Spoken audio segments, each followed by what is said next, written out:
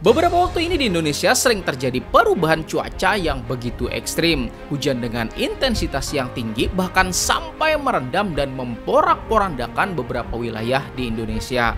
Dan sebaliknya, pada beberapa daerah justru mengalami kekeringan dan tidak sama sekali terjadi hujan. Dan semua ini terjadi sebagai akibat perubahan iklim atau disebut juga dengan istilah climate change. Ketika cuaca ekstrim ini melanda, banyak sektor mengalami kelumpuhan mulai dari sektor perekonomian, transportasi, sampai sektor pertanian di mana pada beberapa daerah yang seharusnya musim tanam, justru petani tidak bisa menanam karena mengalami kekurangan air. Dan pada beberapa daerah justru mengalami kebanjiran dengan kondisi tanaman yang masih tumbuh subur-suburnya loh ya sahabat semuanya. Sehingga pasti berimbas pada berbagai aspek-aspek lainnya. Pertanyaannya adalah bagaimana kok bisa sih ini terjadi dan bagaimana solusinya, ya enggak?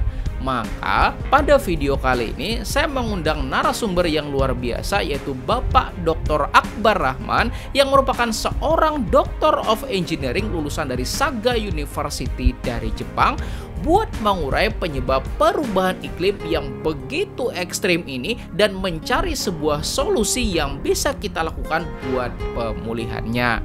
Maka inilah podcast Tani BIM.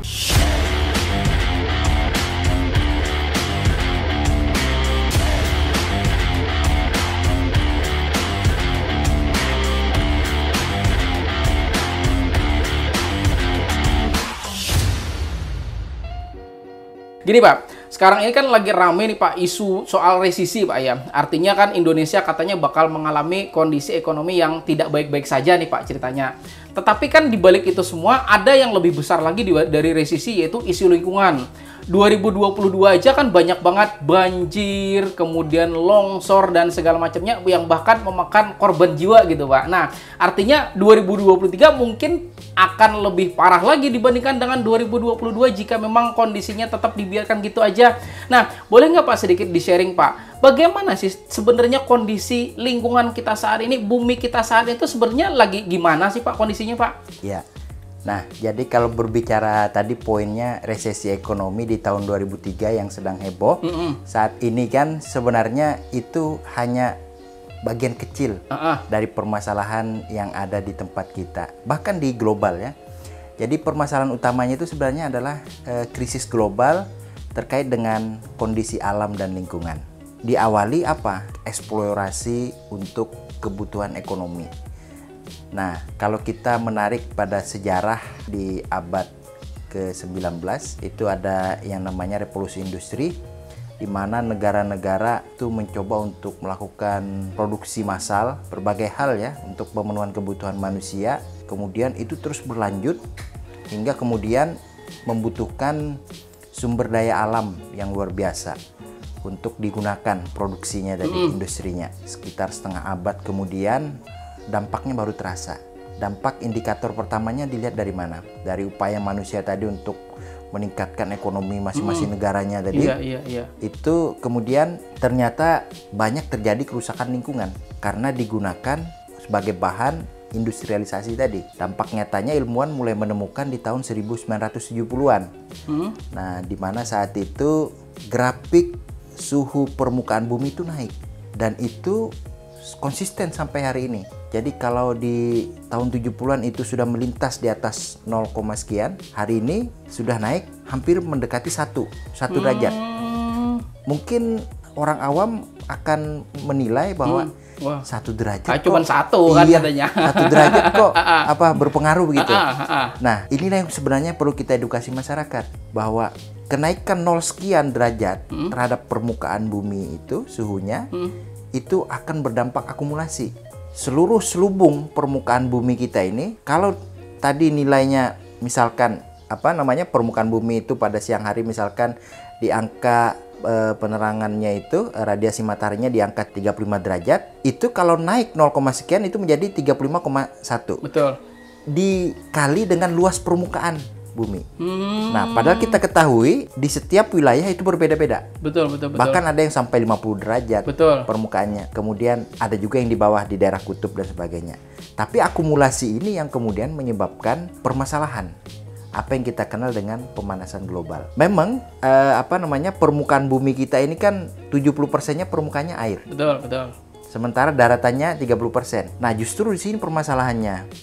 Ketika air itu dipanaskan secara jangka waktu yang panjang, dia naik konsisten, tapi turunnya lambat. Itulah lalu kemudian banyak fenomena alam yang terjadi. Yang mempengaruhi kok turunnya lambat tuh kenapa tuh, Pak? Nah, karena karakter dari air itu dia menyerap panas itu lambat, juga melepasnya juga lambat. Oke. Nah, beda dengan permukaan yang solid ya, misalkan aspal, kemudian beton. Dia cepat menerima tapi juga cepat melepas. Sama mungkin manusia juga ya, Pak. Cepat minum, cepat juga hausnya gitu ya. Nah, ini yang harus dipahami karakter alam kita. Nah, lalu kemudian gejala alam sejak tahun 70-an itu mulai muncul. Nah, ketika suhu permukaan bumi semakin naik, menanjak, kemudian muncullah berbagai macam permasalahan. Mulai dari tadi eksploitasi itu semakin gencar, kemudian sumber daya alam kita semakin sedikit, lalu kemudian muncul bencana-bencana. Nah, bencana-bencana juga berdampak langsung kepada masyarakat. Semakin naik grafiknya, itu dari tahun ke tahun semakin intensitas bencananya semakin tinggi. Padahal tadi tahun 70-an, Mbak ya? Tahun 70-an. 50 tahun yang lalu? 50 tahun yang lalu. Wow, nah, apalagi sekarang berarti gitu ya? Ya, jadi akumulasinya, jadi ketika saya mulai meneliti terkait dengan pemanasan global di awal tahun 2006, jadi kalau kita hitung sekarang sudah berapa tahun nih? Sudah hampir 16 tahun yang 16 lalu tahun mungkin yang lalu ya. Angka suhu permukaan bumi saat itu masih di 0,6 derajat. Kenaikannya dari yang pertama dari tadi? Tahun 70. Berarti naiknya cuma 0,6 derajat. Ya kan? Sekitar 36 tahun. Betul, betul. Nah, kemudian pada hari ini 16 tahun. Nah, itu naiknya sudah hampir 1 derajat. Berarti ada akumulasi yang lebih cepat, akselerasinya lebih tinggi. Betul, betul, nah, betul. 0,4 derajat. Nah, itulah lalu kemudian kenapa kita semakin intens merasakan bencana-bencana. Nah, ini terus berjalan. Apa sih upaya dari negara-negara di seluruh dunia melakukan ini? Nah, lalu kemudian di tahun 70 tadi awalnya permukaan suhu bumi itu mulai naik. Kemudian di tahun 80-an itu sudah ada upaya dari ilmuwan untuk apa yang kita kenal sebutan sustainable development. Jadi pembangunan berkelanjutan, di mana pembangunan itu harus memikirkan masa yang akan datang agar ini bisa di stop. Itu tahun 80-an. Padahal tahun 80-an udah pengen di stop nih ceritanya. Pengen stop. Nah, beberapa kali pertemuan, ada pertemuan di Brazil, ada pertemuan di Kyoto, Jepang, banyak pertemuan negara-negara terkait dengan isu lingkungan ini. Kemudian tahun 2015 di Paris, Prancis itu muncullah Paris Agreement, di mana di sini mencetuskan 17 Sustainable Development. Jadi 17 tujuan pembangunan berkelanjutan. Itu ditandatangani semua negara. Namun setelah kegiatan itu di Paris bubar, ada 2 negara yang menarik kesepakatan itu. Nah, pertanyaannya 2 negara itu siapa coba? Amerika dan Cina. Yang kita ketahui salah satu negara yang superpower, yang betul-betul menjadi negara produsen untuk bidang ekonomi. Padahal kesepakatan di Paris itu sangat penting. Karena apa? Di situ diminta negara-negara berkomitmen untuk menahan laju suhu ini tadi maksimal sampai 1 derajat dan targetnya di tahun 2030. Berarti masih berapa tahun? 8 tahun 8 tahun lagi. Sementara hari ini itu sudah hampir melewati angka 1 derajat. Betul. Kalau ilmuwan itu akan merasa khawatir begitu ya. Kenapa khawatir? Kalau melampaui 1 derajat tadi, ini intensitasnya akan semakin tinggi. Jadi kesepakatan Paris saat itu di tahun 2015 itu diminta negara-negara berkomitmen untuk menahan laju suhu permukaan bumi tadi di angka 1 derajat.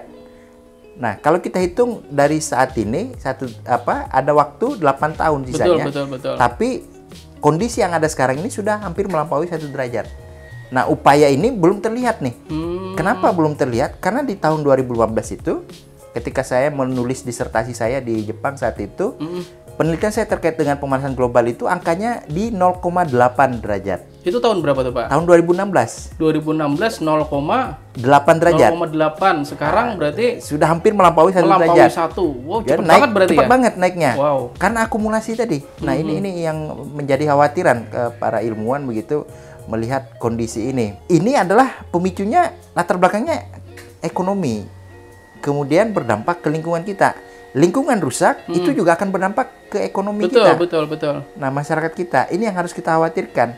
Beberapa tahun ke depan, jika usaha kita bersama-sama untuk menahan laju ini tidak tercapai, maka kita khawatir bencana-bencana itu semakin intens datangnya. Jadi banyak yang mengatakan kita banjir itu karena cuaca ekstrim. Betul, cuaca ekstrim. Tapi penyebabnya apa? Penyebabnya awalnya tadi adalah eksploitasi alam kita yang membabi buta begitu. Betul.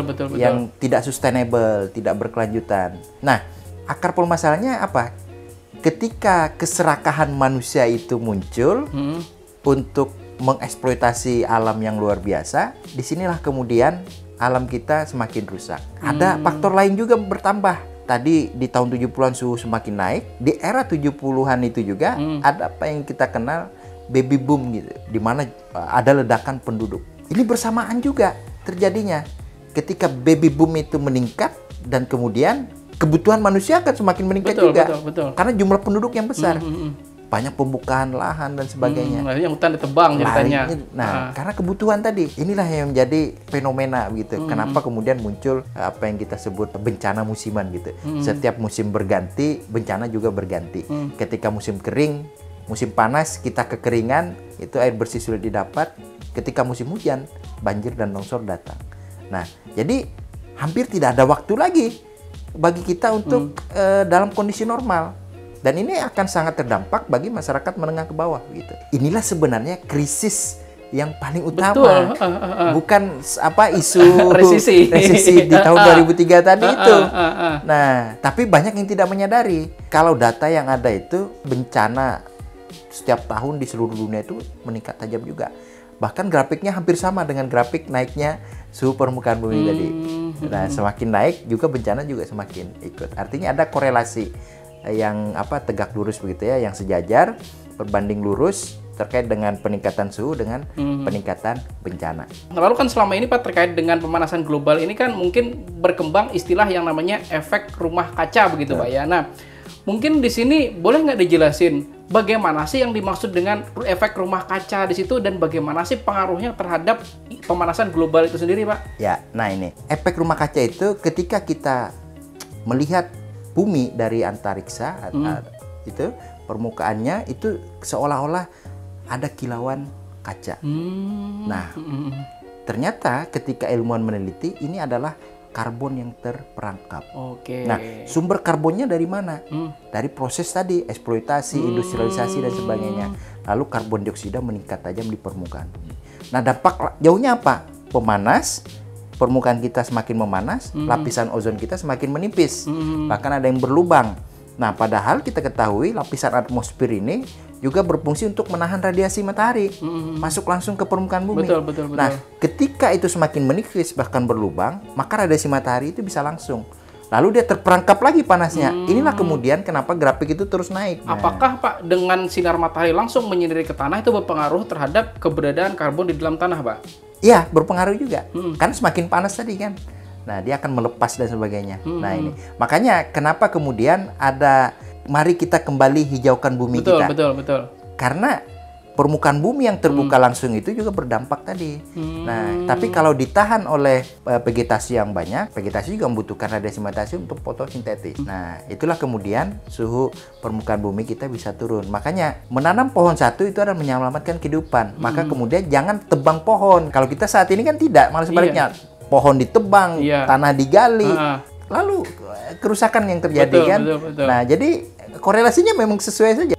Ketika lingkungan kita rusak, maka bencana akan datang. Upayanya harus lebih kuat lagi begitu.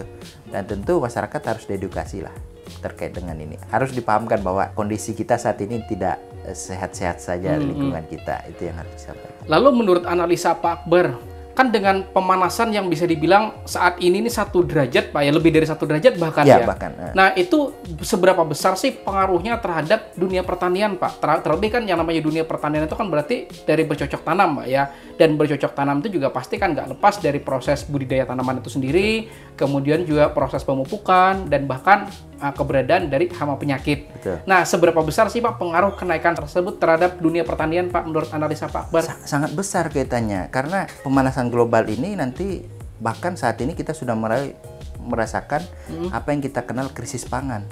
Nah, krisis pangan ini sumbernya dari mana? Pemanasan global. Pemanasan global ini yang menyebabkan adanya perubahan iklim. Nah, perubahan iklim itu akan menyebabkan perubahan cuaca yang ekstrim. Nah, akibatnya adalah petani-petani kita akan kebingungan begitu. Saatnya menanam dan saatnya panen itu kadang-kadang membingungkan. Kapan? Bahkan ketika waktunya panen datang, tiba-tiba hujan, datang air datang, gagal panen, ya kan? Nah, ini yang kemudian berdampak secara sistematis ke segala penjuru. Krisis pangan ini juga semakin mengkhawatirkan gitu. Kalau petani-petani kita semakin gagal, nanti kebutuhan pangan kita juga semakin tinggi, sementara ketersediaan pangan rendah. Ini krisis yang luar biasa juga yang harus kita khawatirkan begitu. Apalagi tadi persoalan jumlah penduduk. Makanya kemudian petani juga harus paham kondisi ini. Bagaimana untuk mensiasatinya? Bagaimana bercocok tanam menyesuaikan kondisi ini? Karena kondisi iklim kita kan berubah. Betul. Berarti nggak bisa lagi disamakan dengan seperti dulu gitu, nggak bisa lagi. Ada pergeseran. Musim hujan bergeser, bahkan tidak tahu kapan musim hujan, kapan musim kemarau. Apalagi sangat ekstrim tadi. Berarti bukan cuma tanaman ya yang dituntut untuk bisa beradaptasi dengan lingkungan, tapi manusianya juga, petaninya juga harus bisa dituntut untuk bisa beradaptasi Pak ya. Betul, harus menyesuaikan kondisi saat ini. Jadi harus ada inovasi. Nah, kita kenal kan kalau di Jepang pertanian di dalam ruangan kan sudah dikembangkan juga. Bahkan karena mereka lahannya tidak cukup banyak untuk lahan pertanian, misalkan bertani untuk menanam padi itu kan dia gunakan di daerah permukaan air. Nah, ini kan sebuah inovasi sebenarnya untuk menjawab ketersediaan pangan tadi. Nah, kembali kita ke Indonesia. Dampak yang paling besar sebenarnya kita ini di Indonesia. Kenapa? Meskipun kita berada di 2 musim, tapi musim kita ini cenderung ekstrim gitu. Karena apa? Perubahan iklim kemudian menyebabkan intensitas hujan itu sangat ekstrim. Apalagi kita itu berada di 2 raksasa, saya katakan ya, di mana ada benua Australia di sebelah selatan, benua Asia di sebelah utara kita, dan satu lagi ada samudra yang cukup luas juga, ada samudra Pasifik dan samudra Hindia. Nah, kedua wilayah ini menghapit kita di Indonesia. Nah, itulah kemudian kenapa kita sangat tergantung apa yang disebut El Nino dan La Nina. Ini adalah fenomena yang ada di Samudra Pasifik. Ketika suhu permukaan bumi itu naik atau turun di permukaan air itu, dia akan mempengaruhi kondisi cuaca kita di Indonesia. Nah, tadi ketika pemanasan global itu semakin naik grafiknya, maka kondisi di Samudra Pasifik juga akan ikut berpengaruh. Semakin naik, maka semakin ekstrim cuaca kita. Betul. Nah, kemudian ada juga benua Australia dan Asia tadi, daratan begitu ya. Nah, ini juga mempengaruhi apa yang kita kenal di Indonesia. Misalkan ada perubahan arah angin, misalkan ada angin barat, ada angin timur. Itu adalah 2 benua ini yang mempengaruhi. Kenapa? Karena arah ini akan disebabkan oleh tekanan udara yang berubah-ubah. Ketika tekanan udara itu menuju ke benua Australia, maka itu adalah angin ke timur. Nah, ini terjadi pada musim panas dan musim dingin di benua Australia dan benua Asia tadi. Nah, ini saling tarik-menarik dan terjadi setiap tahun. Belum lagi ada tarikan dari 2 samudra Hindia tadi dan Pasifik. Jadi bergabung di Indonesia, menyatu. Nah, bisa dibayangkan bagaimana kita ini sebenarnya berada di tempat yang sangat rentan terhadap bencana. Betul. Nah, ini yang harus kita pahami. Apalagi kita negara kepulauan. Mencairnya area kutub utara dan selatan, saljunya itu, bongkahan esnya itu karena pemanasan global, itu cairannya akan kembali ke lautan. Betul. Kita negara kepulauan, ini akan juga berdampak bagaimana permukaan air laut kita semakin hari juga semakin naik begitu. Kita rasakan daerah-daerah pesisir kita semakin banyak abrasi. Jadi Indonesia yang paling banyak mendapatkan bencananya. Betul. Apalagi kerusakan-kerusakan ini juga terjadi di Indonesia ya. Ditambah lagi kita sebagai paru-paru dunia misalkan untuk menjaga ekosistem lingkungan kita. Tapi juga terlalu banyak eksploitasi yang membabi buta. Betul, pertambangan Nah, dan segala macamnya. pertambangan Bahkan dan yang jadi sebagainya. masalah ilegal lagi ceritanya. Ilegal Pak. lagi, kontribusinya terhadap daerah juga minim gitu ya. Artinya masyarakat lokal juga tidak merasakan dampaknya secara langsung. Nah, tentu ini akan menjadi efek yang sangat luar biasa. Jadi kalau kita anggap ini adalah gangguan kesehatan, maka kita ini masuk ke level kanker gitu ya. Kalau tidak diobati dengan benar dan tepat, ini berbahaya. Tapi bicara soal kanker itu masih memungkinkan nggak Pak? Kan kanker itu sendiri kan ada yang namanya stadium Pak ya. Ketika stadium awal mungkin masih bisa disembuhkan nih ceritanya. Tapi kan kalau sudah stadium akhir-akhir nih kan agak-agak sulit nih ceritanya buat disembuhkan. Indonesia sekarang kanker stadium berapa nih Pak? Kalau ilmuwan itu mengatakan atau aktivis lingkungan itu mengatakan kita sudah berada di stadium akhir gitu Waduh. ya. Nah, karena paham tadi kondisinya kan. Nah, lalu apa mungkin kita sehatkan begitu ya? Betul. Ya, tidak ada jalan yang tanpa ada jalan keluar gitu. Betul. Selalu ada solusi yang bisa kita pilih. Nah, tentu solusinya mau yang bagaimana? Mau cepat, lambat, atau beriringan begitu. Nah, ini pilihannya gitu. Kalau ingin cepat merubah, maka hal yang paling pertama yang harus kita perbaiki pemahaman SDM-nya dulu. Manusianya dulu yang ada. Itu dulu. Kalau manusia yang ada itu sadar terkait dengan adanya fenomena alam yang luar biasa ini, maka akan lebih mudah menjalankannya. Lalu kesadaran seperti apa sih yang perlu kita benahi itu Pak? Nah, kesadaran lingkungan tadi.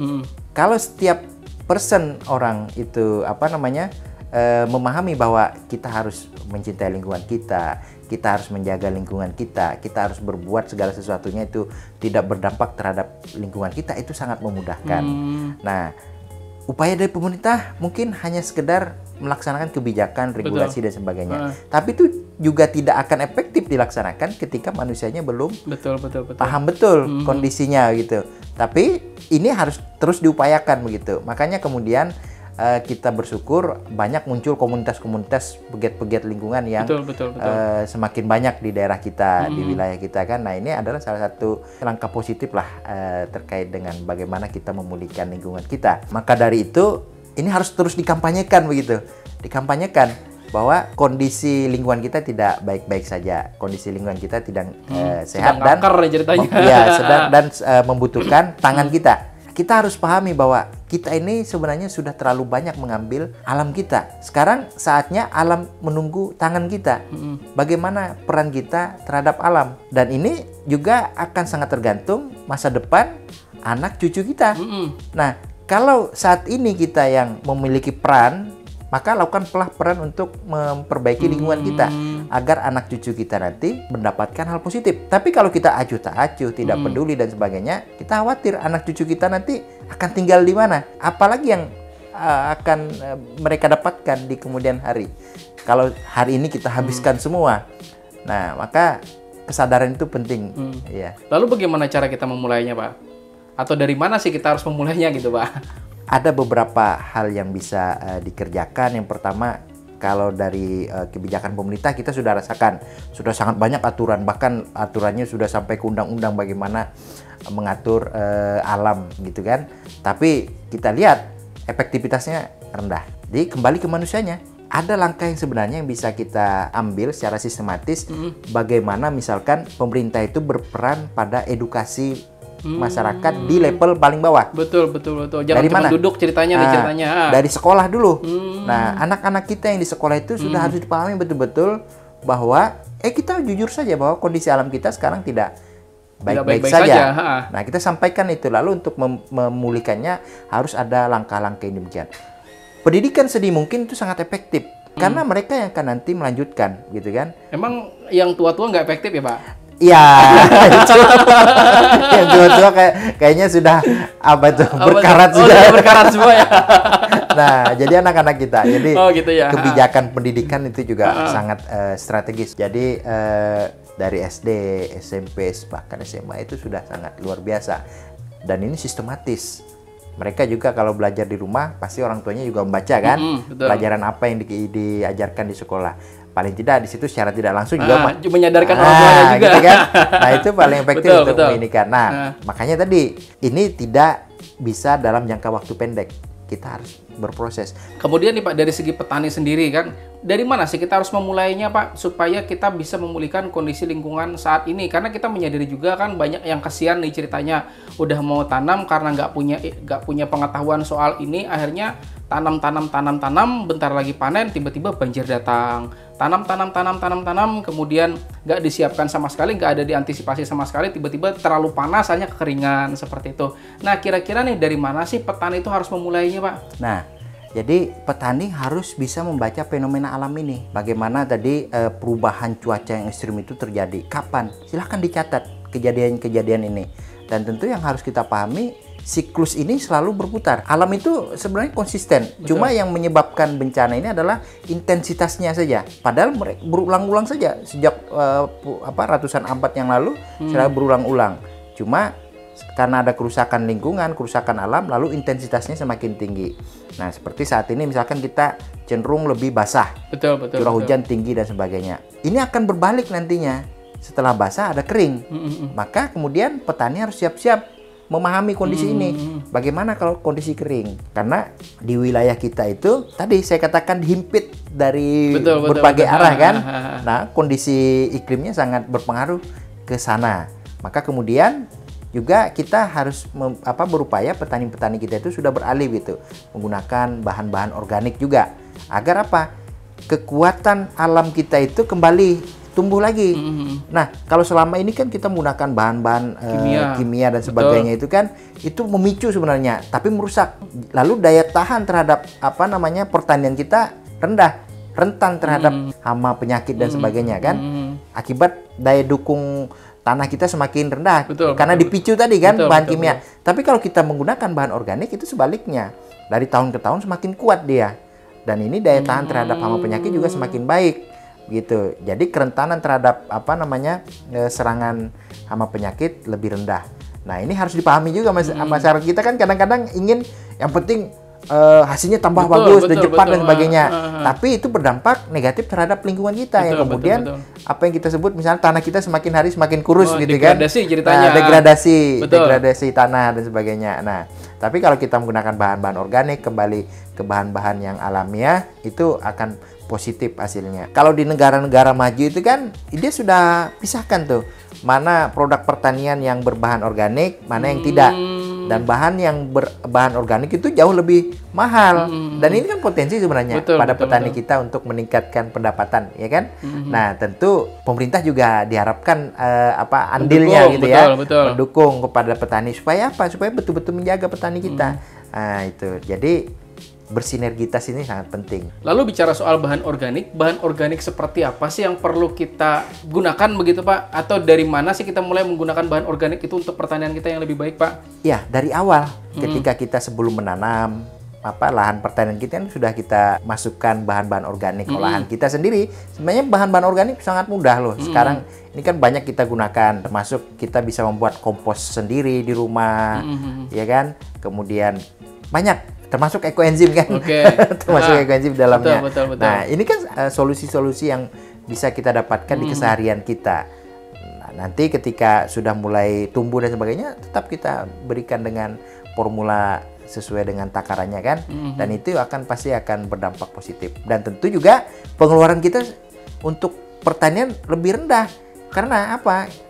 Bahan organiknya kita bisa buat sendiri dengan biaya murah dan mudah kan, dan ini juga akan meningkatkan pendapatan petani secara tidak langsung, multiple effect-nya dapat gitu ya. Lalu kan Pak Akbar lama nih ceritanya tinggal di Jepang Pak. Nah, kan katanya di Jepang itu kan sudah menggunakan bahan organik daur ulang, katanya salah satunya bahkan kayak gini Pak. Kan di Indonesia sendiri permasalahan utama ketika kita menggunakan bahan organik, contohnya berbahan dari kotoran hewan gitu kan, kita menggunakannya sebagai pupuk dasar. Tetapi kan hukum ekonomi berlaku ketika banyak yang perlu, nih ceritanya banyak yang butuh, sementara supply-nya sedikit, akhirnya kan harga dengan mudah dinaikkan begitu Pak. Sehingga memicu kita mencari alternatif bahan organik yang lain yang bisa menggantikan peran dari kotoran hewan itu sendiri. Nah, kan Pak Akbar lama nih ceritanya tinggal di Jepang. Bener nggak Pak, di Jepang katanya orang sudah menggunakan limbah daur ulang, limbah manusia yang didaur ulang sebagai pupuk organik gitu Pak? Iya, benar sekali. Ada gitu Pak ya? Sudah. Jadi makanya tadi mereka sangat paham dengan kondisi saat ini ya. Mereka juga tadi saya katakan lahan untuk pertanian itu kan terbatas. Kemudian jumlah penduduk Jepang lebih besar loh kalau kita perbandingkan dengan Indonesia. Indonesia itu dengan jumlah luas wilayah yang cukup luas itu 260 juta jumlah penduduk. Betul. Jepang itu dengan wilayahnya hanya antara Pulau Jawa dan Bali ditambahkan itu separuh dari jumlah penduduk Indonesia. Kemudian orang Jepang ini lahan pertaniannya sangat rendah. Karena apa? Dia negara kepulauan yang banyak juga gunung-gunungnya dan mereka memiliki kepercayaan gunung-gunung itu tidak boleh diganggu karena di situ adalah tempat leluhur mereka. Jadi mereka tinggalnya di dataran rendah, di lembah-lembah dan sebagainya. Disitulah ada area pertanian. Nah, lalu kemudian kebijakan pemerintah yang mendukung untuk pertanian itu sangat sangat baik. Yang pertama, kalau ada lahan pertanian, meskipun itu berada di wilayah perkotaan, itu tidak boleh dialih fungsikan. Jadi kita akan sangat gampang melihat kalau kita masuk ke distrik-distriknya, prefekturnya di Jepang itu ada kota nanti kemudian ada sawah. Nah, karena memang dijaga dan perlu diketahui juga bahwa di Jepang itu kepemilikan pertanian itu menjadi spesial. Karena apa? Masyarakat awam umum itu tidak boleh memiliki tanah. Tapi kalau petani boleh. Bahkan mereka atur kalau setiap petani itu nanti anaknya harus ada tetap jadi petani. Jadi kalau ada 5 anak si petani itu, maka satu wajib ada petani untuk meneruskan pertaniannya itu. Nah, ini menjaga sebenarnya, menjaga bagaimana generasi muda itu tetap mencintai pertanian. Betul. Nah, sebaliknya di negara kita sekarang, Iya, kita krisis juga sebenarnya petani-petani. Dan ini harus kita upayakan, apalagi jumlah penduduk kita juga cukup besar. Dan potensi lahan kita kalau ditinggalkan ini akan beralih fungsi. Kemana lagi kita akan mendapat pangan nantinya? Ini kan krisis juga sebenarnya. Yang tidak kita sadari di depan mata kita kemudian. Nah, lalu kemudian itulah di Jepang tadi menggunakan pupuk ya. Pupuknya pupuk organik semua ya. Bahkan support dari pemerintah luar biasa. Untuk petani itu pupuknya disediakan oleh pemerintah sampai di depan lahan pertanian. Nah, dia kan ada 2 musim juga sana ya, ada panas dan dingin gitu kan. Dan nanti akan berganti, nanti 6 bulan menanam padi, 6 bulan menanam gandum. Nah, saya perhatikan subsidi pupuk tadi itu langsung ke depan lahan pertanian. Itu pupuk sintetis apa organik, Pak? Organik. Ya? Mereka sudah sangat anti banget sama. Bahkan produk-produk pertanian itu kadaluarsanya cuma 1 hari gitu ya, untuk sayuran. Jadi kalau sudah lebih 1 hari itu harus disingkirkan. Nah, dia sangat aware terhadap kesehatan Jepang. Jadi manajemen mutu untuk pangan itu sangat tinggi. Ya, mereka sudah lebih maju lah terkait hal itu. Lalu Pak, selain dari bahan organik di sana, kemudian kan bahan organik yang lainnya adalah jenis sampah Pak ya. Kan sampah itu juga ada yang namanya sampah plastik kayak gitu kan, sampah-sampah yang bisa dibilang yang non organik. Ceritanya ada juga sampah yang organik seperti itu, seperti misalnya kulit buah-buahan misalnya, kemudian sisa-sisa nasi yang istilahnya tuh nggak kemakan begitu. Nah, kira-kira nih apakah dengan kita memanfaatkan di situ itu dapat menyelamatkan bumi kita ini, Pak? Iya, yang perlu dipahami juga permasalahan kita ini kan ada 3 sebenarnya ya yang kita hadapi ini, yang permasalahan karbon tadi, pemanasan globalnya, kemudian permasalahan air, kemudian permasalahan sampah. 3 hal ini yang harus kita selesaikan secara bersamaan, ya. Nah, ketika permasalahan karbon itu kita bisa menekan dengan melakukan kebijakan edukasi masyarakat tadi terkait bagaimana kita memelihara lingkungan kita, kemudian menghijaukan lagi bumi kita. Kemudian yang selanjutnya adalah permasalahan air bagaimana. Air ini juga sangat rentan. Kenapa? Kita ketahui tadi 70% permukaan bumi ini adalah air. Namun perlu diketahui dari 70% itu hanya 1% yang bisa dikonsumsi langsung. Betul. Ya kan? Ini kan permasalahan juga. Kita akan mengalami krisis air ketika jumlah penduduk kita semakin besar. Ditambah lagi semakin banyak penduduk, maka ulah manusia ini kadang bermasalah terhadap air kan, limbah air yang tadinya siap dikonsumsi karena aktivitas kita sebagai manusia itu membuat air kita tercemar. Iya, betul.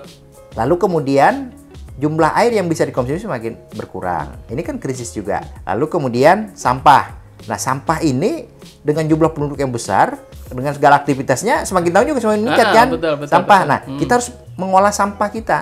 Nah, mengolah sampah kita ini bisa keluarannya banyak tadi kan, bisa kita jadikan pupuk alami. Tentu yang paling harus kita lakukan dari awal itu adalah memilah sampah.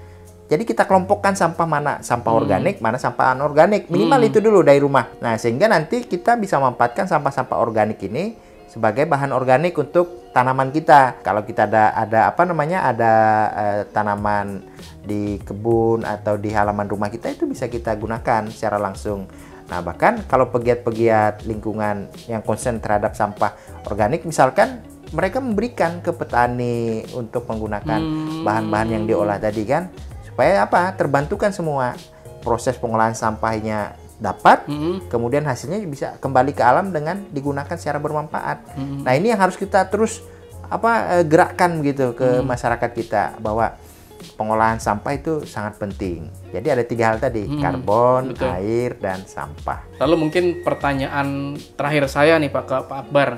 Kan tadi juga disebutin bahwa sejak tahun 70-an begitu sampai tahun 2022 sekarang itu kan kenaikan sudah lebih dari 1% begitu Pak ya. Nah, 1 derajat. Bukan 1%, 1 derajat ya cerita.